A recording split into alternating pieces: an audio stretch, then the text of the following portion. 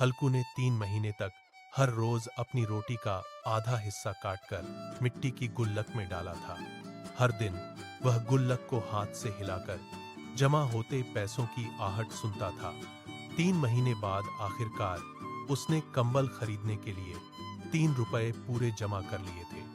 वह गुल्लक को गोद में लेकर बैठा था। कल बाजार से नया कंबल लाने का सोच रहा था। तभी दरवाजे पर साहूकार के भारी कदमों की आहट सुनाई दी। साहूकार ने अंदर आते ही आज ही कर्ज चुकाने की मांग कर दी। हल्कू ने कुछ भी विरोध नहीं किया। उसने गुल्लक को जमीन पर रखा, एक पत्थर उठाया, पूरी ताकत से प्रहार किया।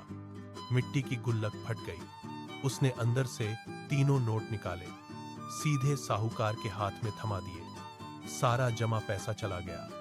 अब उसके पास कंबल खरीदने के लिए एक पैसा भी नहीं बचा था। पूस की कड़ाके की रात धीरे धीरे उतर आई। हवा में बर्फ के महीन कण उड़ रहे थे। हर सांस में ठंड हड्डियों तक घुस रही थी।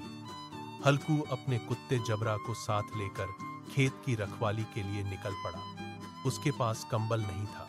पुरानी फटी चादर भी हाल ही की बारिश में गीली होने के बाद अभी तक पूरी तरह सूख नहीं पाई थी। ठंड हवा लगातार उसके शरीर को कांप रही थी। वह कांपते हुए खेत में पहुंचा। ठंड इतनी तेज थी कि उसके पैर हाथ कुछ ही देर में सुन्न हो गए। वह आसपास के बाग की तरफ बढ़ा, सूखे पत्ते और छोटी टहनियां इकट्ठा की, बाहों में भरकर वापस खेत के किनारे ले आया। उसने पत्तों का ढेर बनाकर आग जलाई। थोड़ी देर में छोटी आग जल उठी। उसकी धीमी गर्मी धीरे धीरे हल्कू के शरीर तक पहुंची। सुन्न अंगों में गर्मी फैली। वह धीरे धीरे ढीला पड़ने लगा।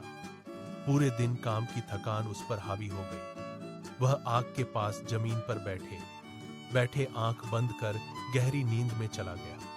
जबरा भी आग के पास मुंह छिपाकर लेट गया। आधी रात को नीलगायों का एक बड़ा झुंड खेत की बाड़ तोड़कर अंदर घुस आया। जबरा ने यह देखा, तुरंत उठकर जोर जोर से भांकने लगा। वह झुंड की तरफ दौड़ा, बार बार छाले मारा, लेकिन हल्कू का शरीर ठंड से पूरी तरह जड़ हो चुका था। वह आंख खोलने की कोशिश बार बार की, लेकिन पलकें ही नहीं उठ पाई। उठकर झुंड को भगाने की कोई संभावना ही नहीं रह गई थी। नीलगायों ने पूरी दाल की फसल को खेत में ही चर डाला। आधा घंटे बाद पूरा झुंड बगल के जंगल की तरफ चला गया। सुबह जब हल्कू की आंख खुली, आग बुझ चुकी थी। उसके कंधे पर बर्फ की पतली परत जमी हुई थी। वह उठकर धीरे धीरे खेत में गया। पूरी फसल बर्बाद पड़ी थी। हल्कू ने जबरा के सिर पर हाथ फेरा। उसके होठों पर हल्की सी हंसी खिल आई। अब कम से कम उसे हर रात इस जानलेवा ठंड में खेत पर रात नहीं काटनी पड़ेगी।